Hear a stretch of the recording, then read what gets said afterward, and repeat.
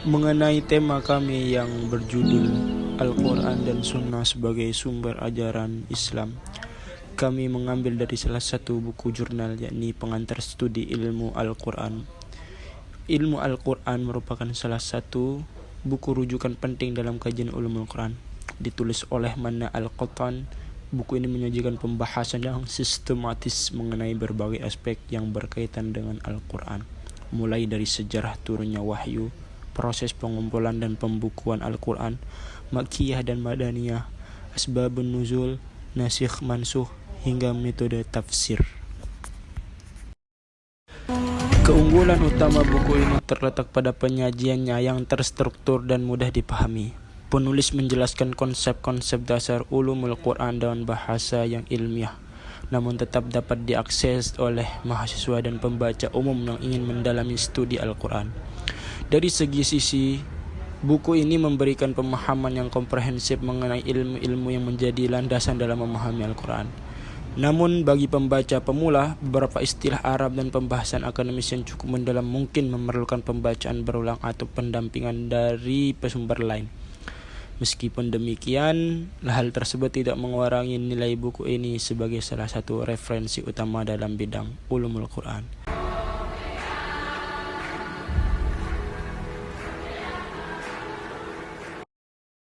Berikan pemahaman mengenai ilmu Al-Quran.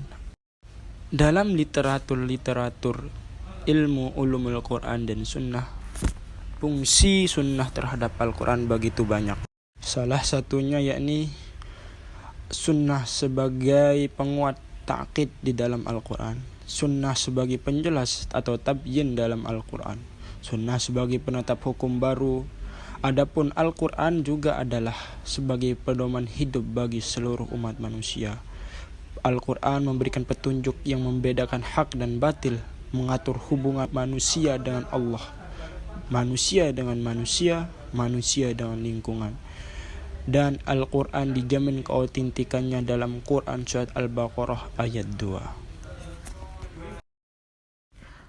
Buku yang kedua kami ambil dari buku Sejarah dan Pengantar Ilmu Hadis yang ditulis oleh Dr.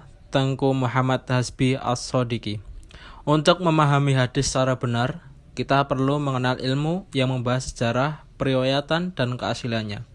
Salah satu buku yang dapat menjadi pintu masuk adalah Sejarah dan Pengantar Ilmu Hadis karya Prof. Dr. Tengku Muhammad Hasbi As-Sodiqi.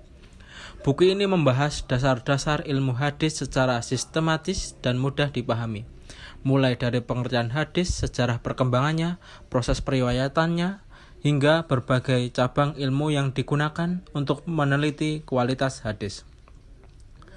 Penulis juga menjelaskan bagaimana para ulama menjaga kemurnian hadis melalui metode ilmiah yang ketat, sehingga ajaran Rasulullah Shallallahu Alaihi Wasallam dapat sampai kepada umat Islam dengan terpercaya. Keunggulan buku ini terletak pada bahasanya yang jelas dan penyajiannya yang terstruktur, sehingga cocok untuk mahasiswa, pelajar, maupun masyarakat umum yang ingin mendalami studi hadis. Meskipun beberapa istilah ilmiah mungkin memerlukan pemahaman lebih lanjut, buku ini tetap menjadi salah satu referensi penting dalam kajian ilmu hadis di Indonesia. Kesimpulannya, buku Sejarah dan Pengantar Ilmu Hadis sangat direkomendasikan bagi siapa saja yang ingin memahami dasar-dasar ilmu hadis dan mengenal lebih dekat warisan keilmuan Islam. Memahami hadis bukan hanya untuk mengetahui perkataan Rasulullah, tetapi juga memahami bagaimana ajaran beliau dijaga dan diwariskan kepada generasi berikutnya. Mungkin itu dari kami. Aku qauli hadza wa astaghfirullah li wa lakum. Assalamualaikum warahmatullahi wabarakatuh.